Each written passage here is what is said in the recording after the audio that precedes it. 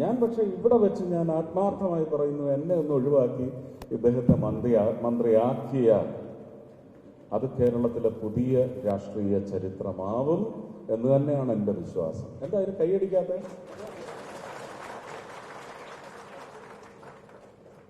അങ്ങനെ വന്നാൽ ഒരു സ്വാർത്ഥതയുണ്ട്.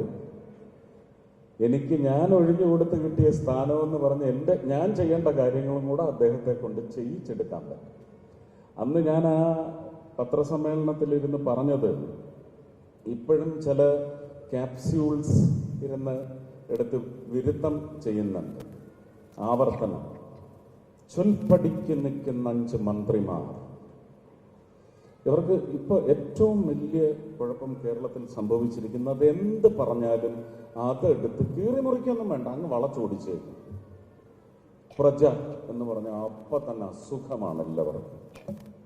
പ്രജാതന്ത്രം എന്താണെന്ന് അവരൊക്കെ ആദ്യം പഠിക്കണം.